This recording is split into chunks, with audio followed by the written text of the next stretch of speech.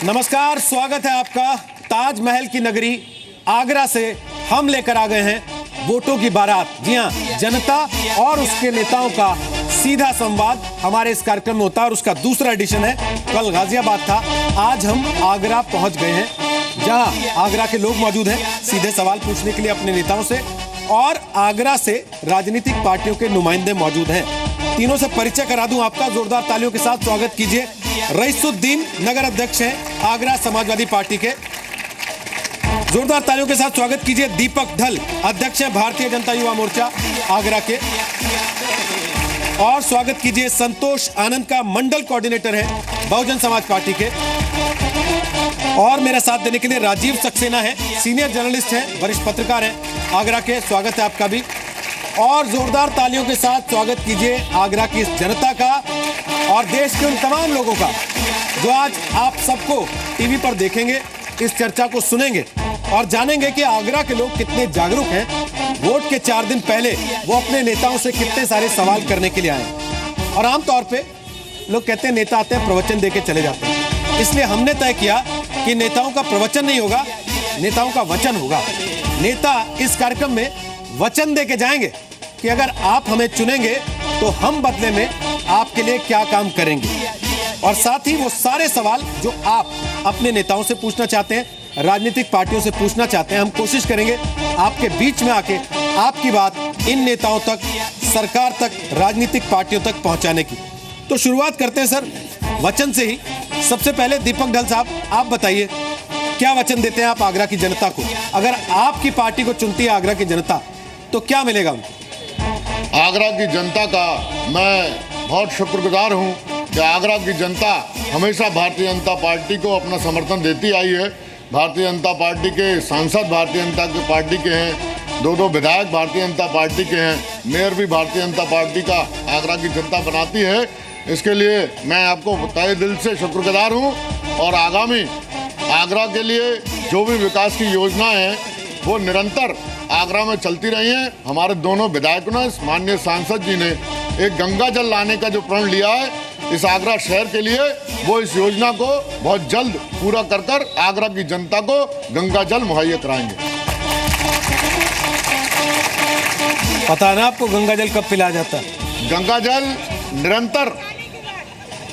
जल अब निरंतर इससे स्नान करेंगे, और गंगा जल इस आगरा की जमुना को जो सूखी पड़ी है उसको पूरा करेगा। गंगा और जमुना का मिलन इस आगरा की धरती पर होगा, सुबह कुल की नगरी पर होगा। इनसे वादा पूछिए क्या करेंगे, क्या नहीं।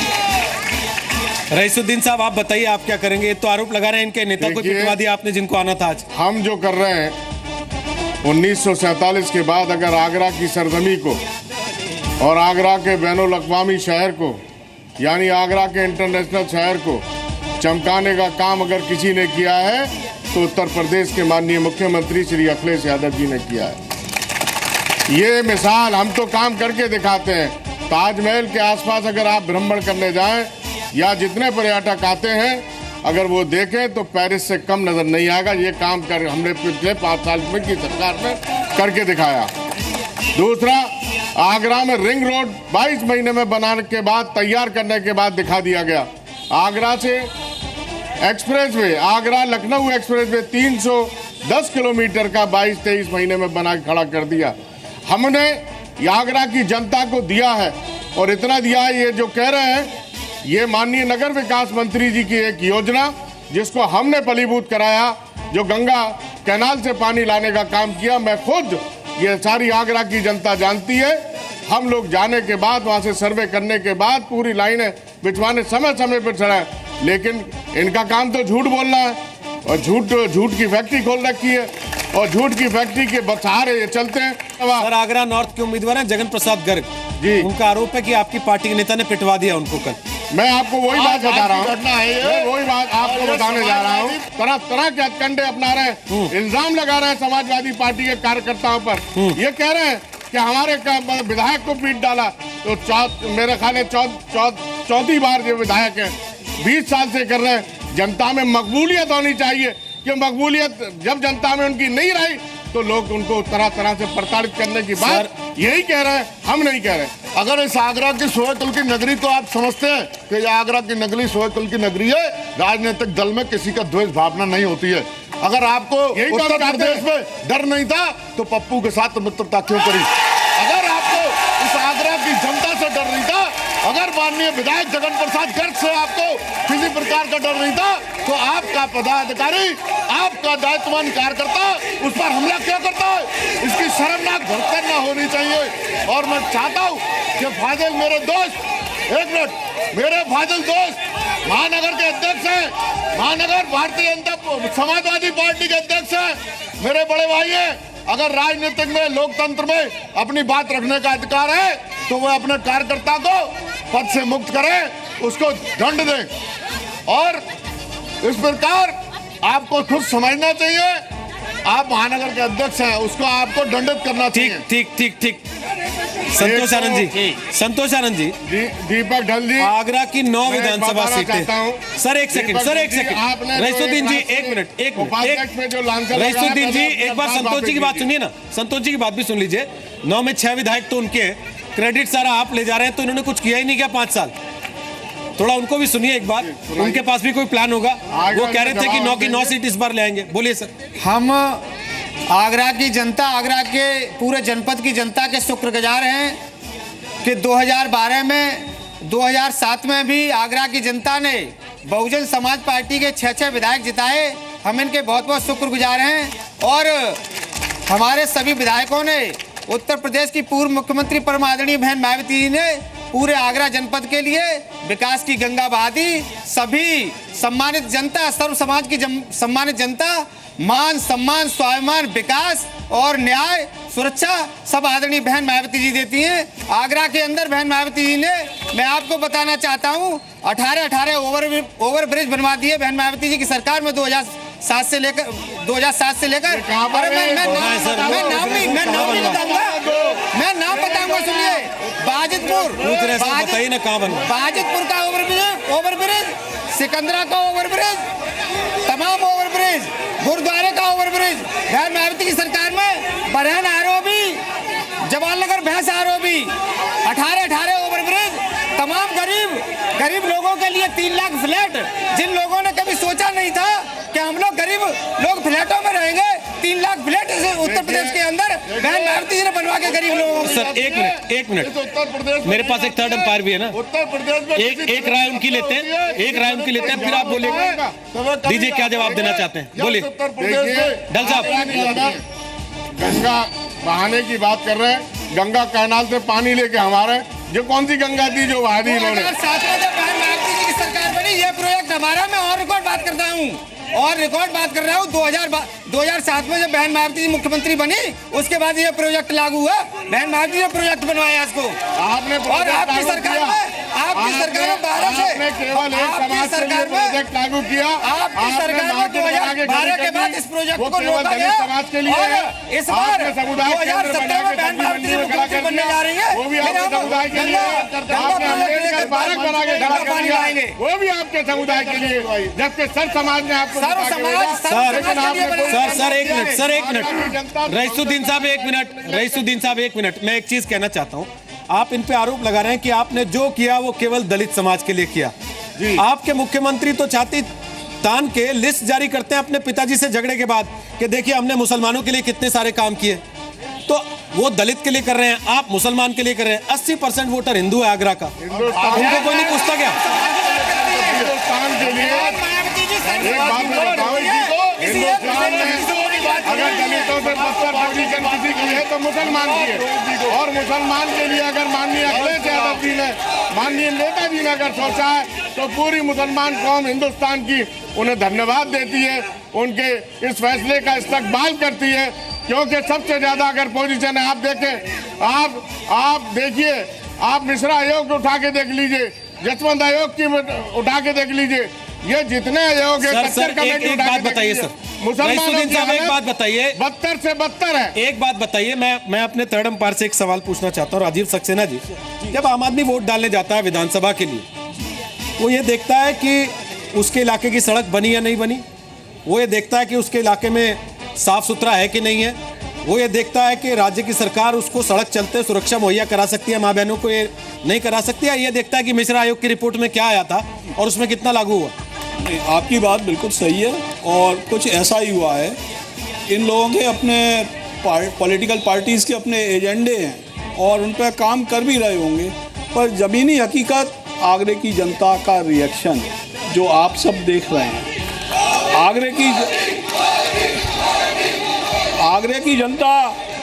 की जनता में से ज़्यादातर लोगों को ये उलझाने की कोशिश की जाती रही है कि नगर पालिका का काम है, ये विधायक का काम है, ये लोकसभा के एमपी का काम है।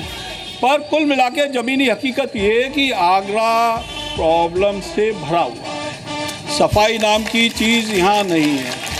वाटर प्रॉब्लम है, ड्रिंकिंग वाटर प्रॉब्लम बहुत बुरी तरीके से है। JNURM का पैसा आया, उसका सही उपयोग नहीं हुआ। कार्ड ट्रेपेजियम जोन अथॉरिटी के तहत जो पैसा आया उसका सही उपयोग नहीं हुआ। आगरे को सिविल एविएशन की वेल कनेक्टिविटी की ज़रूरत है। हवाई अड्डे के नाम पर केवल मजाक होती रही, वो नहीं हुआ। एक सज्जन सैफई में हवाई जहाज उड़ाते रहे, चलवाते रहे, एक्सप्रेस वे पे उतरवाते रहे, पर आगरा के हवाई अड्डे को की कनेक्टिविटी सिविल साइट से नहीं करके दी। दूसरे सज्जन जयवर में बनवाते रहे और दोनों का मकसद है कि आगरा में हवाई अड्डा नहीं बने। अगर यहाँ बन गया तो 150 किलोमीटर एरियल डिस्टेंस का जो फॉर्मूला है भारत सरकार का, उसके तहत ना जयवर में बन पाएगा ना सैफई में बन पाएगा। तो ये उलझाने वाले काम है। आप ये बताइए, बड़े बड़े वायदे करते रहे, 60-62 करोड़ रुपए रिलीज करने के लिए इनको इतना सब 5 साल लग गए। अब मैं जनता से पूछ लेता हूँ ना एक सवाल सीधे सीधे, क्लीन आगरा ग्रीन आगरा दिखाई देता आपको? हाँ कह रहे, नहीं कह रहे? नहीं दिखाई देता सर। सुरक्षा महसूस होती है आपको रात में घर से निकलते हुए? नहीं महसूस होती है सर। आप भी बता दीजिए, कहीं आप ये ना कहें कि हमसे नहीं पूछा। सुरक्षा आपको लगता है कि मुद्दा है चुनाव का? पीने का पानी चुनाव का मुद्दा है कि नहीं? तो आप जब वोट डालने जाते हैं, पीने के पानी को देखते हैं, सड़क को देखते हैं या फ्रीबीज को देखते हैं? चलिए देखिए, मैं जनता के बीच में जाता हूं। लोग आपसे बहुत सारे सवाल पूछना चाहते हैं, मैं कोशिश करता हूं कुछ लोगों के सवाल लूं। मेरा ये बीजेपी के जो बोल रहे हैं इनसे सवाल है। मैं आपसे ये पूछना चाहता हूं, आप गठबंधन की बात करते हैं, गठबंधन पे आपको बड़ा दर्द हो रहा है। आपने चंद्रबाबू नायडू से किया, रामविलास पासवान जी से किया, ऐसी BCO पार्टी से किया, आपकी कुर्सी से किया, हाँ महबूबा मुफ्ती से किया, आपकी कुर्सी खिसक गई। केंद्र की भी, राज्य की तो बात ही मत करो। 50-100 पे सिमट जाओगे दोनों पार्टी। बोलिए रोहित जी, मैं जवाब दूंगा। रोहित जी, मैं जवाब दूंगा इनका। आपका गठबंधन, इनका गठबंधन तो ठगबंधन। क्यों?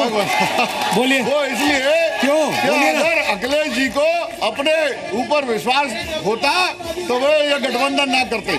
मैं एक बात पूछना चाहता हूं कि आगरा की जनता देश की आज़ादी के बाद जो त्रासदी आज तक झेलती आई है, 21 लोग यहाँ का जहरीला पानी पी के मर गए, कोई नहीं बोला। कुल मिलाकर स्थिति यह है कि हम बहुत बड़ी इस स्थिति में बैठे कि बहुत सारी हिस्टोरिकल बिल्डिंग्स हमारे पास हैं। हमने सुना जरूर था कि हरिश्चंद्र शमशान की पैरवी करते थे और वहां पर टैक्स लगता था। आज हम ये महसूस करते हैं कि हम इन कब्रों पर भी टैक्स लगा करके लोगों से पैसे लेते हैं और आगरा के नाम पर हमें कुछ नहीं मिलता। पर्यटन को आप क्या दे रहे हैं? क्या बढ़ावा हो रहा है? यहाँ कुछ नहीं है। यमुना बिल्कुल कंक्रीट का नाला बन गई है और यहाँ प्लेटफॉर्म पर पानी बह करके निकल के चला जाता है। पानी के जहाज चलाने की बात कही जाती है, यमुना की डिसिल्टिंग नहीं हो रही है और मतलब यमुना बुरी हाल में है।